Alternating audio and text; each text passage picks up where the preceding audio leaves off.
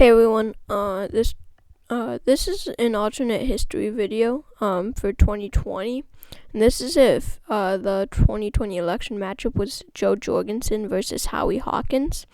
Sorry, it says DNR that. So Joe Jorgensen was the nominee of the Libertarian Party, and Howie Hawkins was the nominee of the Green Party in 2020.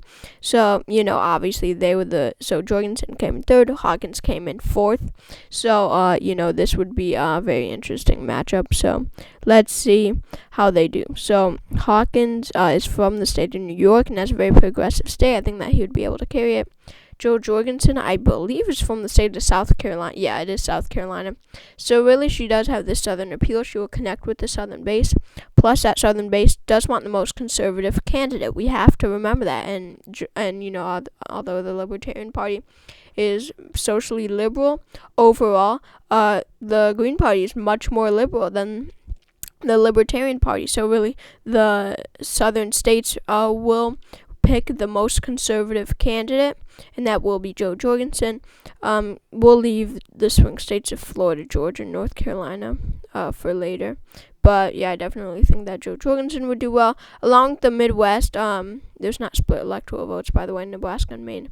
These states that went solidly for Trump, I think, would go solidly for Joe Jorgensen. They're going to want the most conservative candidate. Again, that will be Joe Jorgensen. I really see her carrying the state of Texas. By the way, I don't think that Howie Hawkins will connect with the African American base or really minority base at all. Because immigration, and he won't connect with Latino voters down south because immigration is not one of his main policies. So states like Florida, Georgia, and North Carolina, I think, would go to Joe Jorgensen. But I think Howie Hawkins will do very well in the progressive Democratic states that went to Biden in 2020.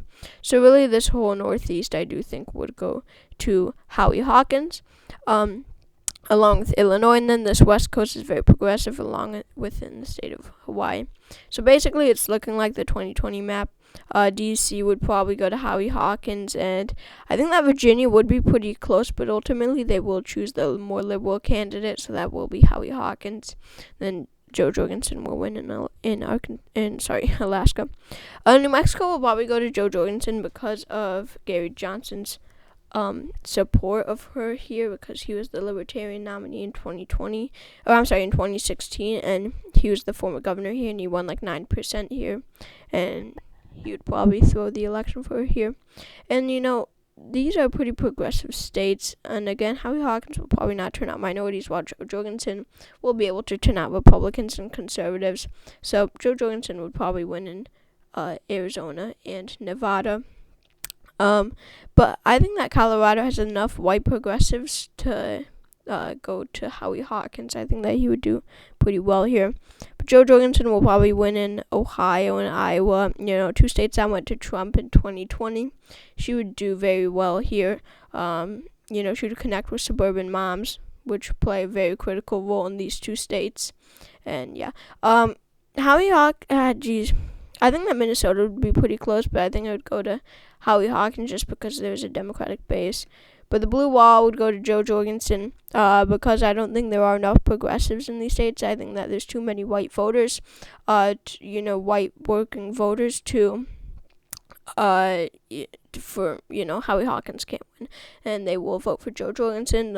So this is the final map. Joe Jorgensen has 316, Howie Hawkins has 222.